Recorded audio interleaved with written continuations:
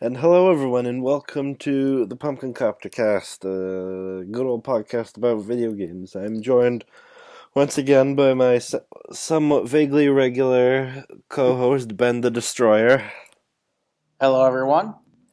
And we got two things to talk about. The first one, I'm sure with the most recent Direct you can probably guess what one of those topics is, but we'll just start with the recent release of Mega Man 11. Yes. Good times. Good times. Well, for me at least. Yeah.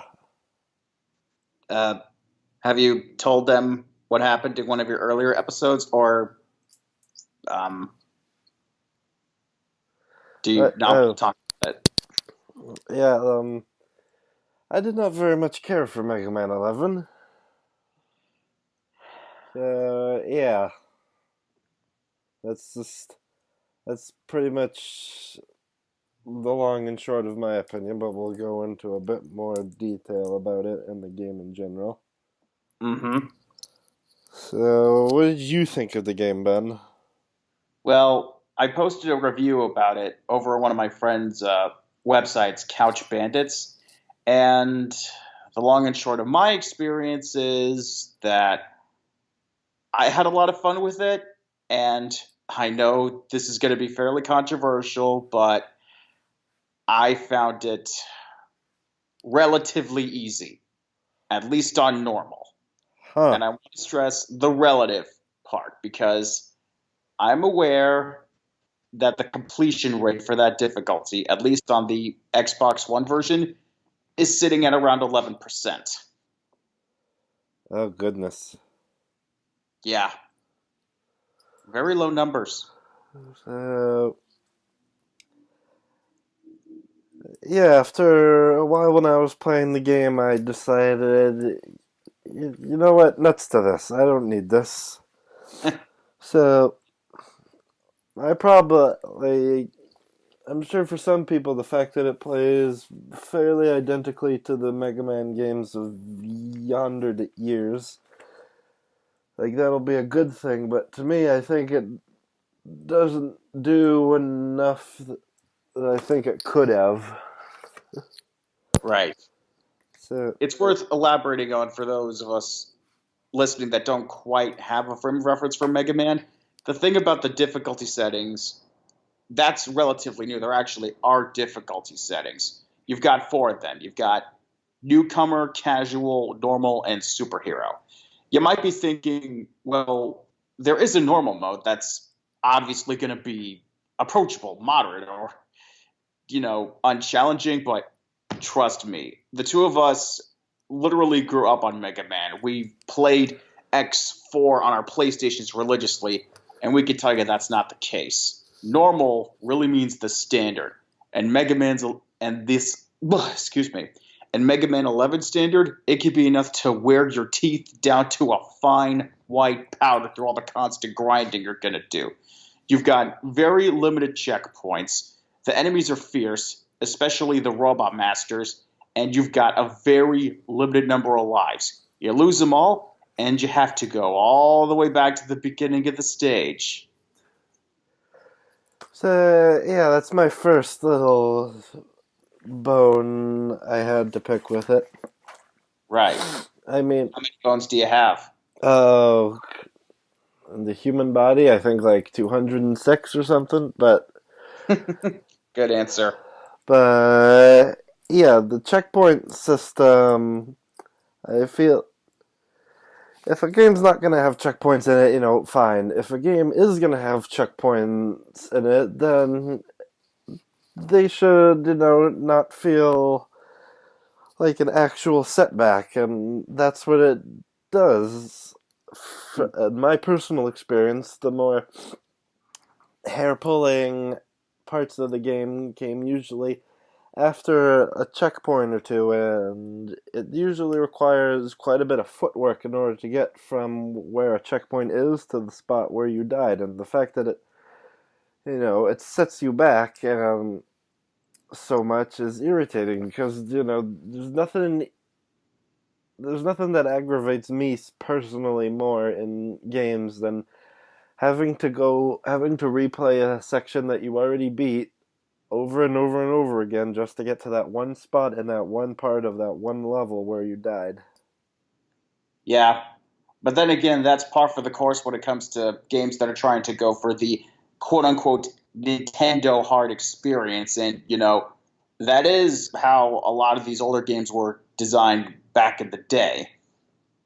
So there's an argument to be made that, at least as far as the normal mode is concerned, because the casual option has more lives and the newcomer mode has infinite lives, that you got to have it because, you're trying to preserve the spirit of the originals. Yeah, and then there's just having lives in general. I would have they that in some of the past releases over the past few years, like I don't know, Donkey Kong, that was tolerable just because being able to get extra lives was, incredibly easy, almost making the issue of losing lives a bit of a moot point. But again, you lose all your lives, you have to go all the way back at the beginning and have to register the same checkpoints again.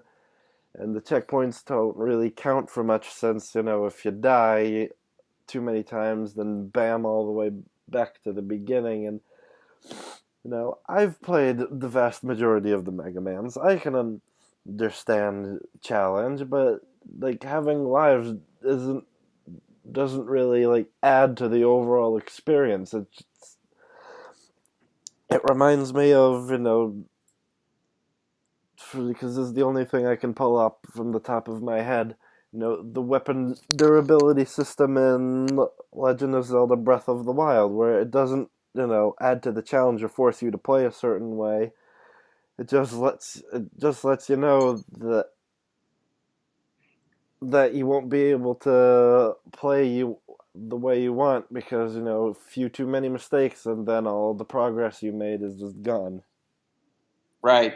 That's an argument I've heard from quite a few people about that system, especially Jim Sterling. Like, on the one hand, there's an argument to be made that the system encourages you to get the most out of the tools at your disposal. It adds an extra level of planning and strategic management. But on the flip side, if you've got a really powerful weapon, you're almost never going to use it because, I think you can get your weapons repaired, but it's only from one or two specific merchants, and it's so late in the game that it's practically non-existent.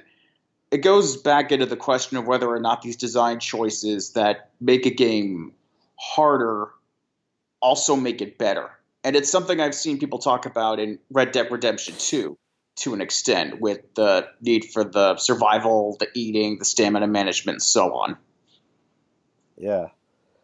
And the other point of contention that I have with it is, well, again, it's not even there's in Mega Man 11 for myself specifically. It's never like a big thing. It's just a bunch of like a handful of tiny things that build up and that roll over into a big snowball of annoyance. Mm-hmm. The first thing is in certain stages, like Bounce Man and Stone Man stages, there are these little yellow floaty things that are kind of like those big Google-eyed guys that you saw in Mega Man 2 that just float around in like a non-standard pattern that, Right. unlike, how the rest of the game is designed. And one of the most annoying things about them is that they can pass through any wall. Mm-hmm. Sometimes, because of the way their pattern works, they go down like a column of like solid wall, and your weapons can't get to them, and there's really nothing you can do to stop them, and inevitably they're just going to hit you. And because of how when Mega Man gets hit, he's stunned for a brief second. If, say, you're in a vertical platforming segment, that can, send you back down and cause you to have to begin platforming all over again. And sometimes, and Mega Man enemies have the whole thing where, their spawning restarts if you go off screen and then back on screen to where they were, which can cause the whole process to happen again. Mm-hmm. Yeah. It can be a lot, I'm not going to lie. And I remember when the two of us were playing through the surprise demo in Blockman stage, that was the one thing that you were held up on, the checkpoints for the normal mode. Uh-huh. But personally, well, this could be because, in the interest of full disclosure, I'm the kind of unabashed sociopath who not only beat all 10 Mega Man games, including the ninth one, but I also got all the achievements in Cuphead, so I'm not exactly a slouch when it comes to these fast-paced 2D action games. I didn't find it to be too bothersome. The thing is, with a lot of those games, yeah, there were a lot of tricks that kept you from beating it on your first go, but that only tends to happen when you're being, for lack of a better word, foolish. It does take a certain amount of patience and observation to know what's going on. It's almost like a dynamic puzzle, especially in Blockman stage, where you're literally reacting to the falling blocks at a certain point. You got to do it fast, but if you pay close attention and reverse engineer how things are laid out, and if you have the patience for it, because admittedly not a lot of people do, and if anyone's going to jump in the comments section about this, just because they don't have the patience doesn't mean they're terrible people, then you can eventually get through it. Yeah. And another thing that I have a qualm with that I was kind of hoping they would, phase out of the Mega Man games is, the instant death spikes. I was never fond of them when I started playing back with Mega Man 2, and I'm still not crazy about them now. I just Sorry, it's just your comment about instant death spikes reminded me of that one bit in Acid Man stage where you've got that whole tunnel that's literally filled with nothing but instant death spikes. I don't know how in the heck anyone could have made it through on their first try without smashing their controllers in a fit of rage. uh, But that's not the stage specifically that made you walk away from the game now, was it? I believe it was actually a stage that didn't have a lot of spikes, but a lot of slippery surfaces. Tundra, uh, was it? yes, indeed. What exactly about that stage made you give up?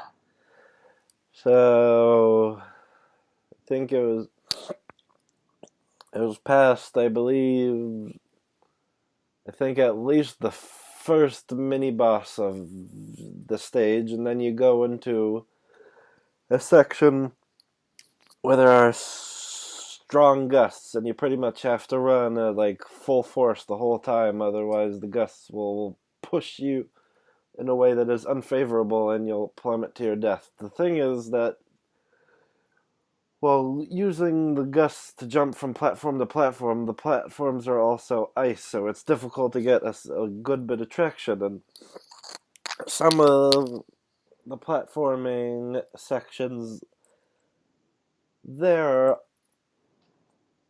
also even, and by that I mean is that when you're at the very edge of a platformy bit and you're trying to jump to the other one, because it's even and you have to be at like the micro edge of it, if you're not like at the very exact limit of the edge of the platform, your head ends up, bonking the ceiling portion of the platform. Your jump is not at the angle you want it to be, and you end up plummeting to your death. And just having to do that over and over again, on top of the checkpoint setting you back, and having to go through having to go through a particular section of the stage that at this point of having to go through it like 5 or 6 times, even though you've already beaten it easily. That was the straw that broke the camel's back for me. Hmm, fair enough. I almost gave up on Mega Man 9, which is often considered the hardest game in the series, difficulty be damned, because there was a similar choke point of a jump in the second Wily stage where I'm trying to remember specifics. It was in an underwater section where both the top and the bottom of that hall were covered in instant death spikes, but you were under a really tight ceiling. The only way I was able to get through it was to inch really close to the edge and basically jump with the very tip of my left toe still on the platform. I did it, but even now I still can't even think about that section without having a minor anxiety attack. Jesus. Yeah. It's good stuff, though. Not gonna lie. Yeah. So, yeah, Tundra Man, after, getting frustrated again and again in Tundra Man stage, it caused me to just, pause the game and think back at the 5 other stages I had beaten at that point, and, I was slowly dawning on me that I wasn't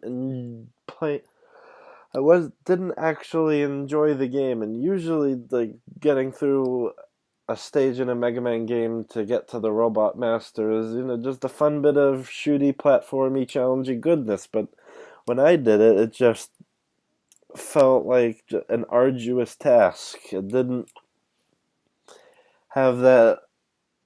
I don't know. It didn't feel like it had that particular type of precision that the Mega Man games are known for. At least not for me. And a few days later, I traded it in along with another game and bought myself something else. And I really don't have a yearning to go back to 11. Before anyone gets angry, I just want to point out that yes, he has a right to do what he wants with the games he purchased, and he did offer a clear and thorough explanation for why he was struggling. It's the difference between something like that and him copping out and just saying the game is some Dark Souls ass bullshit. It's a small distinction, but it's a crucial one, so leave him alone. All right? Yeah. And I can definitely sympathize. There was one other section I know a lot of people, myself included, struggled with to the point of blowing a fuse. And no, it wasn't Fuse Man. It was the Torch Man stage. And if you're even casually familiar with that stage, you know the bit I'm talking about. It's the part where no less than 3 times you constantly have to outrun a giant wall of flames with practically zero margin for error. And even for veterans like myself, it was definitely a lot to adjust to. Yeah. I apologize if I gave you PTSD bringing that back up. So, yep. That's about all I have on the brain about Mega Man 11. Yeah, I don't really have much to contribute to this either, just that, regardless of whether you're a fan of the series, pick up the Legacy Collection, especially on Switch, where the first one comes with a rewind button. Trust me, you're going to need it. And know what you're getting yourself into. Oh, and don't make the same mistake Kadikarus did and try to play both Legacy Collections back to back. You are liable to go more insane than you ever will playing the Insane Trilogy. I mean that. Yep. So, now that that's out of the way, we can get to the truly massive part of video game news this week. So, for those of you not in the know, a few days ago, Nintendo released what would be their final direct before the release of the truly massively insane game that we will soon experience, that is Super Smash Bros. Ultimate. Boy, howdy. A freaking plant! For God's sake, a plant! Alright, so, yeah, we'll get to that first. Right, we have to.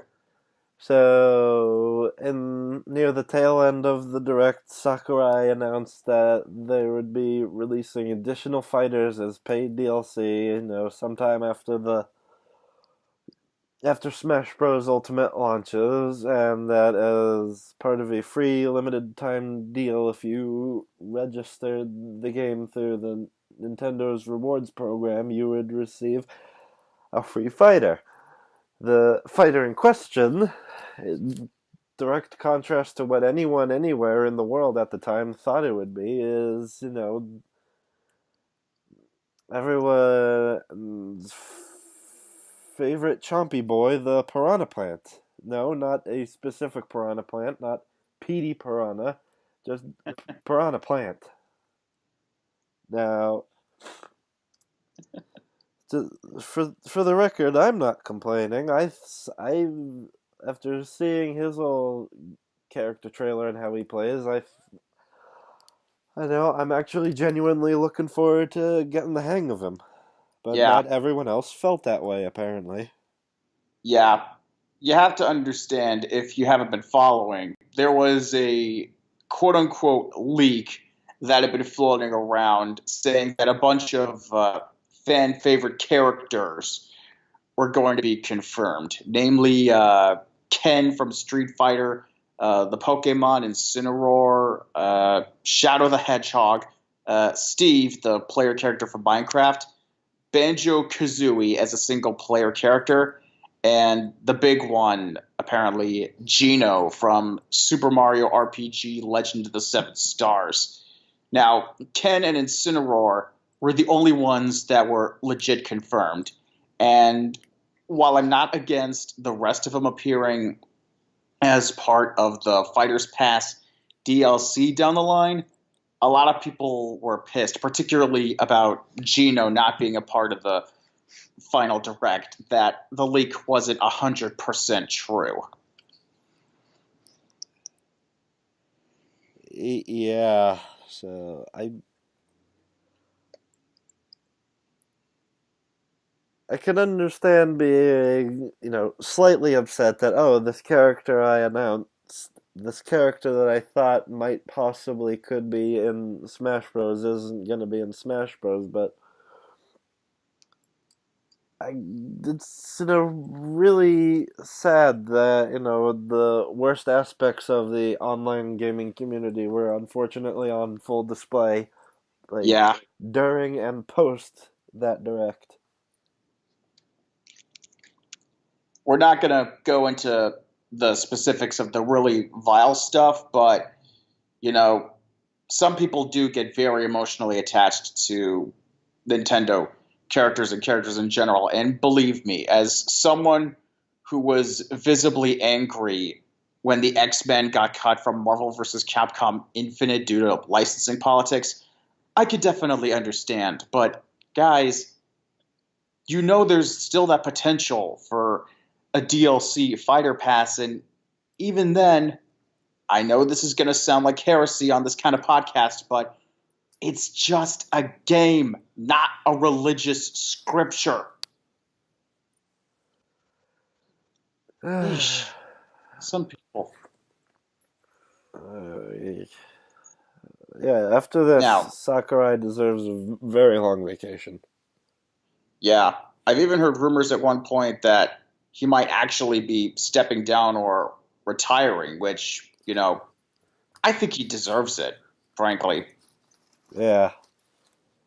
Now, all that being said, let's get a bit theoretical here. If you had to choose any 5 characters that could be included for the pass, what would be your top picks in no particular order? Let's see. So even though the chances are either incredibly either non-existent or at the very least unlikely, since Springman was, put in the game as an assist trophy. If I Mhm. had to guess, this is just me thinking this, but I think it's at least vaguely plausible that a Arm's character could be a fighter. Which one, I have no idea. Mhm. And if I had to, since Springman's already an assist trophy, then possibly Springtron, his Metal Mario-esque counterpart, or Max Brass, the big boisterous champion within the Arms narrative, just because he looks like he'd fit in with the whole everyone's fighting all the time aesthetic. Mhm. And I'm not I'm not sure how likely this is, but because I'm not really sure who owns the rights to the character at the moment, but I think maybe Gino from Super Mario RPG. That's a big maybe. Right. But then again, if Cloud from Final Fantasy VII can make the cut, despite not technically appearing on a Nintendo system, and whew, man, that was a really out there experience Yeah, seeing that announcement for the Wii U version. I feel. I don't know. I feel like if they really wanted to be like twist the knife to the people who were, spewing fire at Sakurai after the direct, and just as like just as a big, serves you right. It wouldn't surprise me if Malo, another character from Super Mario RPG, would be at least considered, because that Uh, would be hilarious. yeah, of course, at that point, they would literally be wishing death upon Sakurai. Although it wouldn't be the first time because we've weirdly gotten used to these fake outs. Remember the reveal trailer for King K. Rool when at first it was DDD dressed up as the guy, and then K. Rool himself showed up? Oh goodness, what a day that was! Yeah. I mean, at this point, we shouldn't be surprised by these surprises. Try saying that 5 times fast. Yeah. So yeah, so again, like some people were less than happy about it, but I was. But since I kept myself completely in the dark about anything Smash Bros. Related leading up to the direct, I was pleasantly surprised when I got. So to roll it back a bit, at the very beginning, Sakurai announced the final two characters of the main roster, which Mm-hmm. were the first one was Ken from Street Fighter, who is announced to be Ryu's Echo Fighter, but with a few differences thrown in. Some of his moves got a bit of a cosmetic upgrade. He actually moves quite a bit faster than Ryu, which I think will be a bit interesting. And Mm-hmm. something that I'm sure Street Fighter 2 Turbo aficionados will appreciate is that Ken's various kicks are different depending on how you input the command, which I think is nice. Yeah, they did that with Ryu and Smash Brothers, where if you inputted the classic Street Fighter commands for his special moves, it would actually give it a damage boost. It was a small touch, but as an unabashed Capcom fanatic, not just the Mega Man stuff, it was something I could definitely appreciate. And in the same trailer they announced Kennen, they also brought in, the fiery feline Incineroar, who made his debut as the final evolution of the Litten line in Pokemon Sun and Moon and Ultra Sun and Moon, respectively. That was fun. It was, and he plays quite a bit differently than some of the other fighters, as he is based. As for those of you who don't know, Incineroar the Pokemon is has quite a wrestling aesthetic.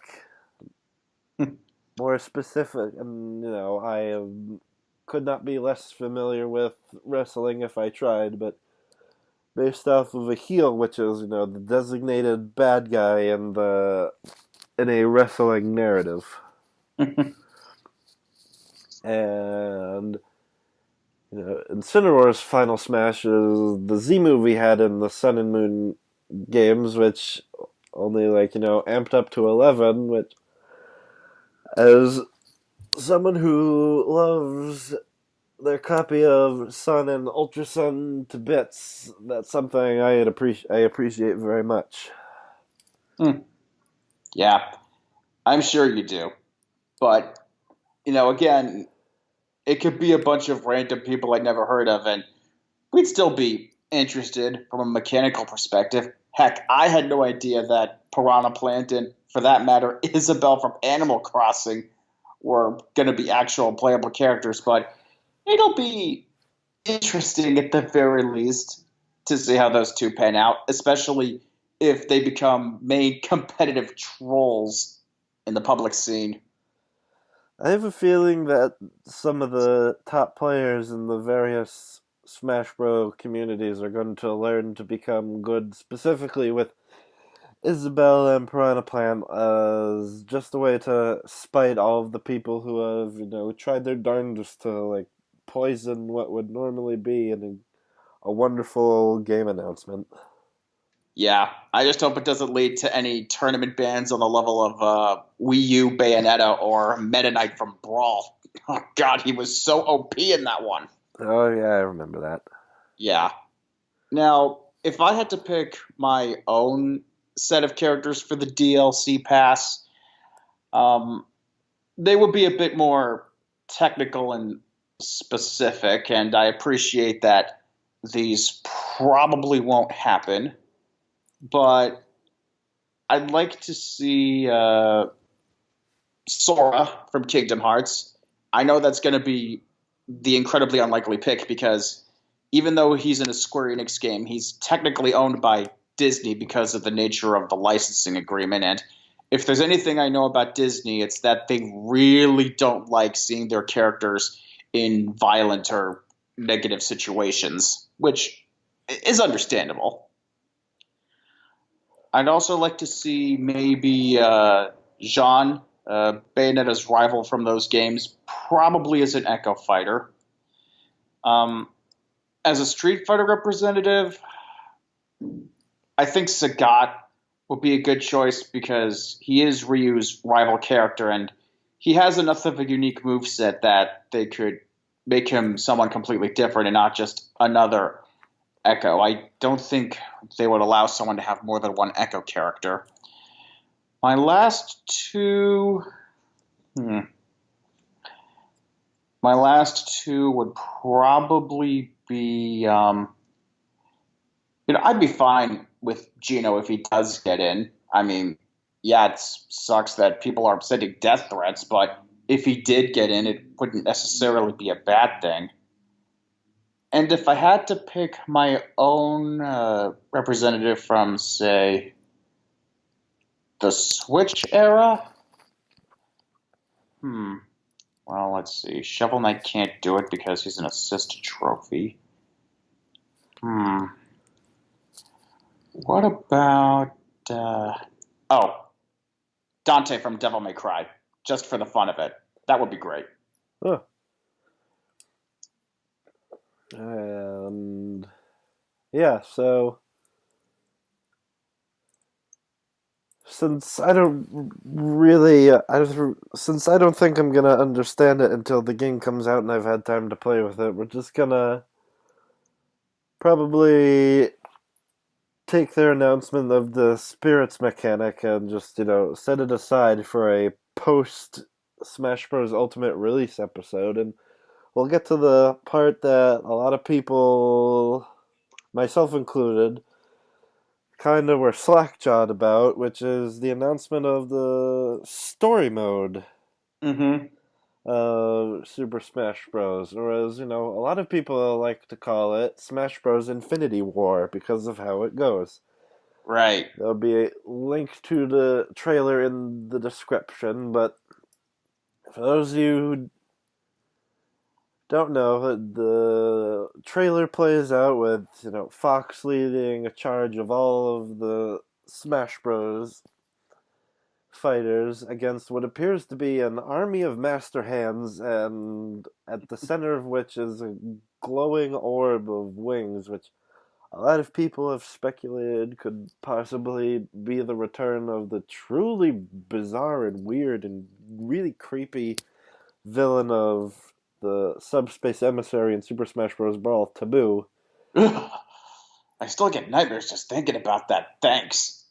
Yep, and so the glove that makes up the Master Hand's form peels away to reveal some type of blue, otherworldly energies, and it slowly absorbs into the wings, which is turned into some sort of miniature black hole. And then Shulk from the Xenoblade games has a vision about the heroes being obliterated, but unfortunately, that vision comes true, whereas after absorbing the blue light that used to be the enemies of the Master Hands, this as of yet unknown enemy unleashes what can only be described as lasers on steroids, and, almost all of the fighters present get obliterated, or, as was revealed in the trailer, converted into spirits of some kind, and the only one to get away is Sakurai's little pink Edie baby boy, Kirby. Right. Which, I mean, come on. That's Sakurai's own child. You wouldn't expect a parent to murder their own son in cold blood, Yep. right?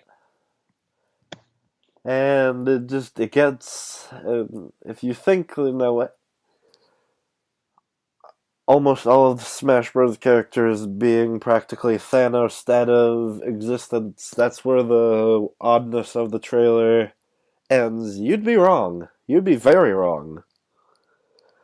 Because when, after Kirby successfully escapes, he sees what seems to be a bizarre wasteland of all sorts of what looks like all sorts of different chunks of dimensions crashed together, creating some type of bizarre world which a person navigates almost like an odd board game of sorts. Yeah, it almost looks like it's a compromise between the structure of Subspace Emissary and the format of that weird Smash Tour board game thing. I don't recall anyone ever playing, which, again, makes sense. And if you think about it, and not just because Kirby's the star, but let's be honest, he was always the star of Super Smash Brothers. Let's not kid ourselves. It's almost like that city mode in Kirby Air Ride where you were going around trying to get the parts to power up your vehicle, and then near the end you use your souped up ride to win a more traditional competition. And yeah, the internet collectively either screamed, "What's going on?" or just, like I kind of did, just watched the video in slack-jawed awe as this bizarre cosmic quest begins, and apparent and yeah, you're gonna be, from what we can tell, even though it's not a lot to go on, as it lasted only a few minutes, Kirby and assumingly the characters you rescue throughout the game travel through these bizarre board spaces, taking on various challenges, and apparently, if the tail end of the trailer is an indicator, we'll also have, non-traditional for Smash anyway, boss fights with the return of that weird purple robot gorilla thing from the Subspace Emissary. Right. And also one of the creatures from Monster Hunter, Rathalos, I Yes. think his name was. Yep. That was a nice touch. So, yeah, even after having seen the trailer a few times, I'm still just like, wow, they're going all out. Yeah, which makes sense given, arguments over whether or not it's a quote unquote port of the Wii U game, which we know by now isn't. The word ultimate has huge connotations. It really does feel like, and I apologize again, I can't seem to stop making Capcom comparisons and bringing up Capcom games in this episode. It almost feels like one of those definitive editions of a version of Street Fighter where all the balance tweaks have been made and all the patches have come in to iron things out. It almost feels like Super Smash Bros. Ultra Turbo HD Remix Edition, and I mean that in the best way possible. Huh. So, yeah, this won't be able to make a definitive judgment on the mode until the launch day where we'll actually be able to see how it plays. Yeah, and we'll definitely make sure to experience it ourselves firsthand before making that judgment. Believe it or not, I think we both know this is going to be another one of those cases like the previously mentioned Red Dead Redemption 2, where if any outlet gives it a sub 9.5 score, the fanboys are basically going to turn sociopathic. I can fondly remember, and maybe you do too, when Yahtzee of Zero Punctuation fame basically crapped all over Smash Brothers Brawl, and the hate he got was so vitriolic and amazing that he devoted an entire episode of his series to it. I highly recommend watching it sometime, his Brawl review and the following Mailbag Showdown, but be sure to expect a lot of stupidity and a fair amount of swearing. Wholly justified swearing, mind. But yeah, don't be that asshole. All right, it's not the first time I've had Smash Brothers and an open world Rockstar game, weirdly enough, get released at the same time frame, and Nintendo fans demanding that we all march in lockstep, that one is objectively better. But I mean, let me put it like this: do you think that all these Smash Brothers fanboys that are, crapping on Red Dead Redemption 2 without even playing it would even be saying that if it didn't also come out on the Switch? Huh. I don't actually know. Well, there's no plans for that in the future, far as I know, but that's getting off topic. Yep. So, of the Smash Bros. Content that got announced is only making me ever so more excited, and I know that's probably the Smash Bros. Ultimate's going to be one of my games of the year, or at the very least, it's shaping up to be. Yeah, we hope it is, but let's not make any rushes to judgment here. A lot of people will say it without even playing the damn thing, which, we're not going to condone that kind of presumptive behavior. Maybe it will be, or for all we know, it could be a complete dumpster fire. And don't say that can't happen with, Nintendo titles.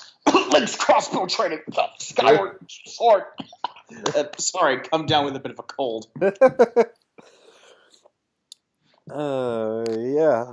So, yeah, I believe with that brings this casual episode of the Pumpkin Copter Cast to a close, as I've said all I've wanted to say about the Megamans and the Smash Bros.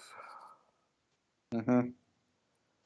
So yeah, we'll just wrap this up, I would like to again thank my friend Ben the Destroyer for joining me.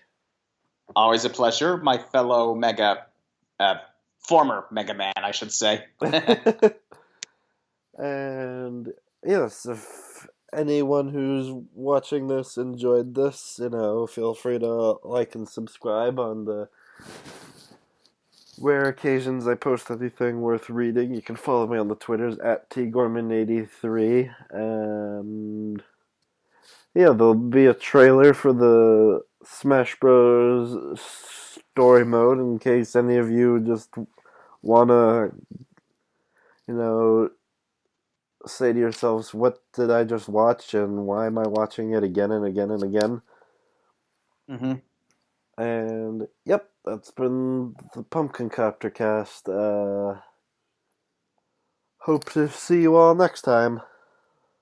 And I hope to be there with you. Maybe we'll be talking shop about a bunch of different features in Smash Ultimate when that comes out. I got a physical copy off Amazon before the Prime discount expired, so I'll be getting that as soon as I can. All right then. Bye bye.